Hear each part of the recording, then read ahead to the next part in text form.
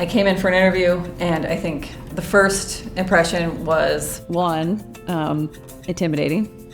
She is a force. And two, I left thinking, I need to work for this woman. I need to work for her.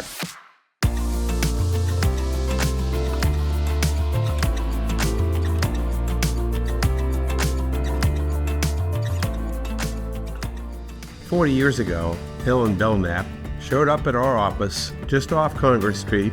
I knew right away that she was the right person for SMRT.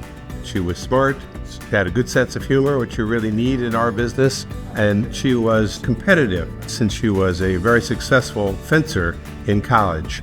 She was interested in doing more than designing just a pretty building." You know, a lot of architects want to put their stamp on a design. What Ellen cared about was making sure that the patients were taken care of. What animates Ellen is the client and her relationships with her clients, her energy and her vitality. They just come through immediately when you see her. Everybody learns something when Ellen's involved, and I think people look to her for the vision.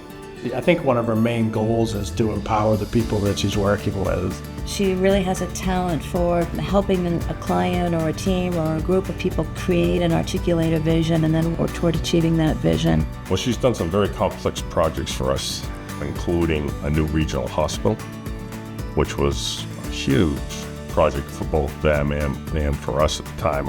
Ellen also helped us with what she called the day in the life.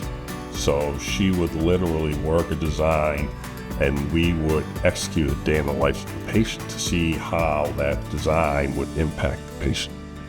And it was truly something that we took for every project we ever did after that. I had that privilege of sitting on the interview board with LL Bean when they were selecting a design firm. And Ellen kind of led the interview team for SMRT, and I was just struck by how comfortable she was, confident, and she had this vision of bringing the outside in, and which was really kind of one of the main drivers for Bean, and that's what kind of sparked the idea of doing the courtyard right in the middle of an existing building, and that really brought the project to life. And her vision of that, bringing the outside in, really led the whole design process in that project. Ellen and helped myself really steward people through the process, and it ended up being one of the most successful project management processes that we've ever done.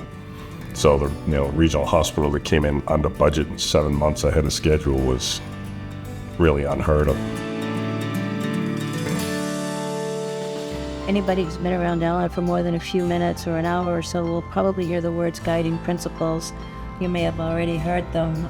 Her morals and core values guide the decisions that she makes.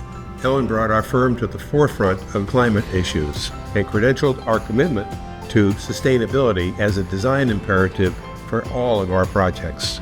Her involvement in the statewide initiative to help the state of Maine become more sustainable and set our standards and our codes higher has been a huge contribution, not only to SMRT, but for the entire state.